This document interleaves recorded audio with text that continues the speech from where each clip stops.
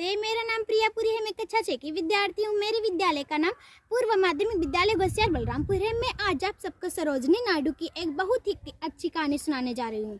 सरोजनी नायडू जब छोटी थी तो उनकी माँ ने उन्हें एक गणित का सवाल हल करने को कहा था। वे सवाल हल कर रही थी तो वो सवाल उन्हें समझ में नहीं आया, तो उन्होंने एक कविता लिख डाली और अपनी माँ से कहती हैं, माँ मैंने एक कविता लिखी है, सुनोगी? माँ ने उनकी ओर आश्चर्य से देखा और बोली, अरे तुम तो गणित के सवाल हल कर रही थी। तो सरोजनी नायडू बोली, हाँ कर रही थी, लेकिन वो तो अभी समझ में नहीं आया, अभी तो एक कविता लिखे, सुन लो ना। बेटी के इतना कहने पर माँ उनकी कविता सुनने बैठ गई। तभी उनके पिता भी वहाँ पहुँच गए।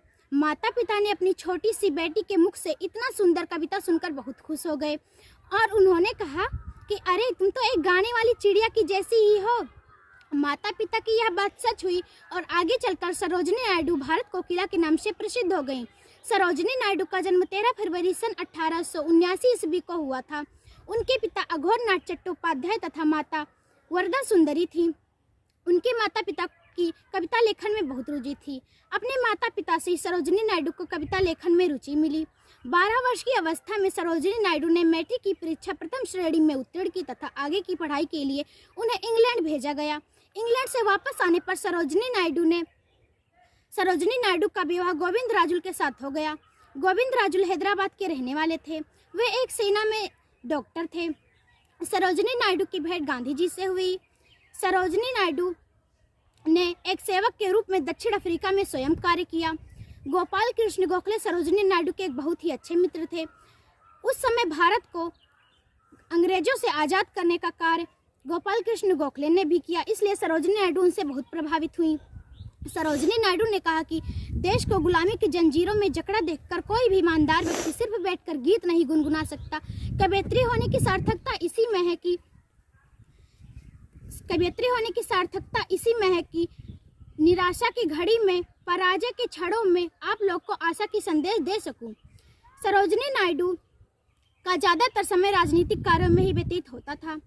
वे कांग्रेस की प्रवक्ता बन चुकी थी। पूरे देश में उन्होंने घूम घूम कर स्वाधीनता का संदेश फैलाया। सरोजनी नायडू ने हिंदू मुस्लिम के एकता पर जोर दिया। उन्होंने अंधविश्वास, अशिक्षा, अज्ञानता को दूर करने के लिए लोगों से अपील की। उनका कहना था कि देश की उन्नति के लिए रूढ़ियों, परंपराओं, रीति रिवाजों के बोझ को उतार फेंकना होगा। सरोजनी नायडू जब 1925 ईस्वी में भारतीय राष्ट्रीय कांग्रेस की अध्यक्ष चुनी गई तो गांधी जी ने उत्साह भरे शब्दों में इनका स्वागत किया और कहा कि भारतीय महिला को राष्ट्र की सबसे बड़ी सौगात मिली है। हृदय रोग से पीड़ित सरोजनी नायडू ने इंग्लैंड, अमेरिका आदि देशों का दौरा किया। नमक कानून तोड़ो आंदोलन में गांधी जी की दांडी यात्रा में सरोजनी नायडू उनके साथ ही रही। आज़ादी की लड़ाई में उन्हें कई बार जेल भी जाना पड़ा। अंततः भारत परिपूर्ण तरह से स्वतंत्र हुआ। सरोजनी नायडू उत्तर प्रदेश की राज्यपाल बनी। सरोजनी नायडू जानती थी कि नारी शक्ति अपने परिवार, देश के लिए बहुत बड़ा महान कार्य कर सकती है। नारी शक्ति को ध्यान में रखते हुए उन्होंने अखिल भारतीय महिला परिषद की सदस्य बनी। विजय लक्ष्मी पंडित, लक्ष्मी मेमन, कमला देवी चट्टोपाध्याय, हंसाबेन मेहता आदि महिलाएं इनकी संस्था से जुड़ी थीं।